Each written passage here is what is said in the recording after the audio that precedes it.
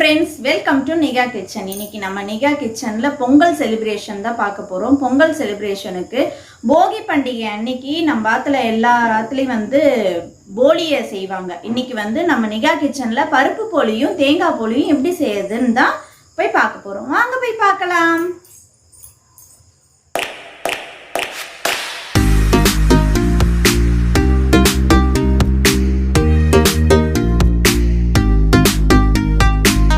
வகையான போலி பண்ண போகிறோம். இனிப்பு போலி ஒன்று கடலை பருப்பு போலி, இன்னொன்று தேங்காய் போலி.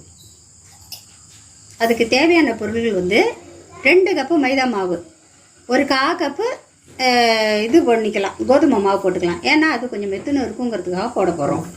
அதுக்கப்புறம் தேங்காய் திருவி பெரிய கப்பு, ஒரு மூடி தேங்காய் திருவி வச்சுட்டுருக்கேன். அப்புறம் 1 கப்பு வெல்லம் எடுத்து வச்சுட்டுருக்கேன், தூள் பண்ணி வச்சுருக்கேன். இது 1/2 கப்பு கடலை பருப்பு வச்சுட்டுருக்கேன். இது ஒரு 1/2 மணி நேரம் ஊற வைப்பேன். அதாவது நல்லா வேகும். மைய வெந்ததுக்கப்புறம் இது மசிக்கணும். இதோட கொஞ்சம் தேங்காய் போட்டால் டேஸ்ட் அதிகமாக இருக்கும். அதனால் அதையும் போட்டு நல்லா மசிச்சுடுவேன்.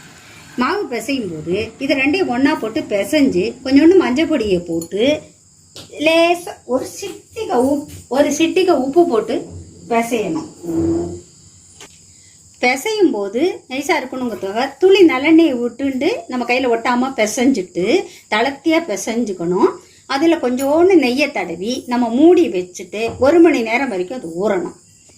இப்போ 1/2 மணி நேரம் கடலைப்பருப்பு ஊறி எடுத்து இப்போ அதை நல்லா வேக வச்சு 4-5 விசில் விட்டு எடுத்துக்க போகிறேன். இந்த கடலைப்பருப்பு இப்போ நல்ல மைய வெந்து போச்சு. இதை என்ன பண்ணணும், ஒன்று சேர இருக்கணும் இல்லையா நமக்கு. அதனால் இதை என்ன பண்ணுறேன், மிக்சியில் போட்டிருக்கேன். போட்டுட்டு இதோட கொஞ்சம் டேஸ்ட்டாக இருக்கணுங்கிறதுக்காக துளி தேங்காய் போட்டுருக்கேன். கொஞ்சம் தான் போட்டுருக்கேன், ஒன்று சேர்ந்து இருக்கணுங்கிறதுக்காக போட்டுட்டு இது ஒரு சுற்றி எடுத்துக்குவோம். கடலைப்பருப்பை இப்போ நல்லா மசிச்சு எடுத்து வச்சுட்டாச்சு. இங்கே மாவுதோ பிசைஞ்சு நல்லா 3/4 மணி நேரத்துக்கு மேலே நல்லா ஊறித பாரு, மெத்துன்னு இருக்குது. மாவு இழுத்தா இப்படி வரணும். அந்த மாதிரி பிசைஞ்சு வச்சுக்கேன். இப்படி இழுத்தா வர மாதிரி எடுத்து நல்லா 1/2 டம்ளர் ஜலத்தில் அந்த 1/2 கப்பு பொடித்த வெல்லத்தை போட்டிருக்கேன். அது நல்லா வெல்லம் கரைஞ்சதும் அந்த கடலைப்பருப்பு மசிச்சு வச்சுருக்கோமே அதை போட்டு நல்லா கிளறணும். ஏலக்காயும் நல்லது இப்போ வடிகட்டுறேன்.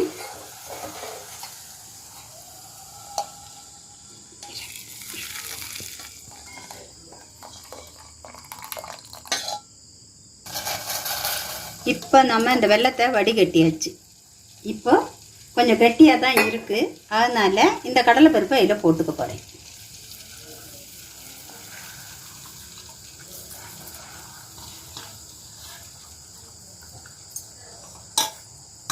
இது நல்லா கெட்டியானதும் இறக்கினா கூட இந்த ஏலக்காயை பொடி பண்ணிவிட்டு நம்ம இதில் போட்டு அப்படியே கலந்துக்கலாம். இப்போ எப்படி இருக்குது, கட்டியாக இருக்கே இல்லையோ, இந்த பதத்தில் இறக்கிக்கணும். இறக்கிட்டா இப்போ நல்லா ஆறிடுதுன்னா இது உருண்டு ஏட்டம் பிடிச்சி நடுவில் வச்சு நம்ம தட்டுறதுக்கு ஈஸியாக இருக்கும். அப்போ தான் இந்த பதத்தில் தான் இருக்கணும். இப்போதோ ஏலக்காய் பொடி 2லையும் இதை போட்டுருந்துட்டேன். நல்லா கிளற வேண்டியது.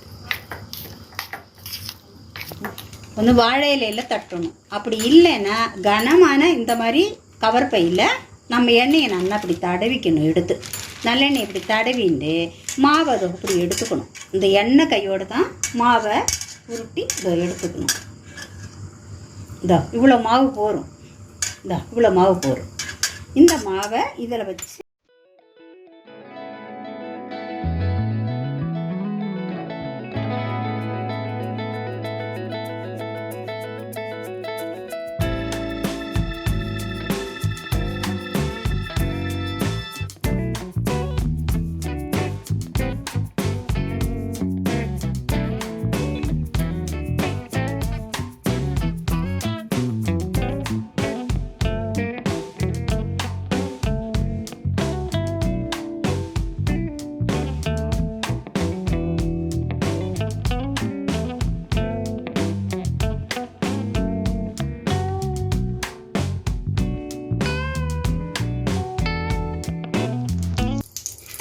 இப்போ கல் நல்லா சூடேறி எடுத்து அதில் 2 சொட்டு நெய்யை குத்தின்னு இருக்கேன். அதில் இப்போ இந்த போலி எடுத்து அதில் நான் போடுறேன். இதை போட்டுருக்கேன். வாழை இலையில இருந்தால் நம்ம வந்து அதிலே போட்டு கூட 2 தட்டு தட்டலாம். நான் கவராக வச்சுட்டு இருக்கிறதுனால அதிலே நல்லா தட்டிட்டு இதில் எடுத்து போட்டுருக்கேன். இப்போ நெய்யை குத்திட்டு திருப்பி மறைச்சி போட்டு எடுத்தால் மெத்துன்னு நல்லா சூப்பராக இருக்கும். ஒரு பக்கம் வெந்தாச்சு. இப்போ நான் திருப்பி போட்டிருக்கேன். இதை திருப்பி போட்டு அந்த பக்கம் வெந்ததும் நம்ம எடுத்துக்கலாம். நெருப்பை வந்து ரொம்ப கொஞ்சம் இதுவாக கொஞ்சம் குறைச்சலாக வச்சுட்டா தான் நல்லா இருக்கும். இல்லாட்டி தீஞ்சு போனாப்புல கருப்பாயிடும். இப்படி இருந்தால் தான் நல்லா பவுன் கலரில் நல்லா இருக்கும். இப்போ ரெடி ஆகிடுது. இது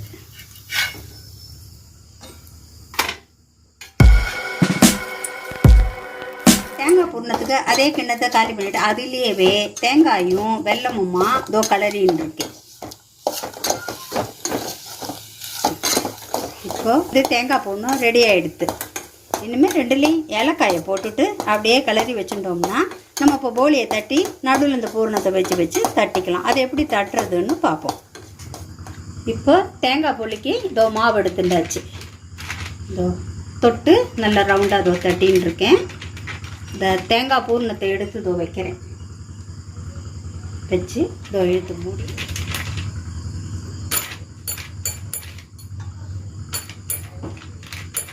இதோ இப்படி தட்டிக்கணும்.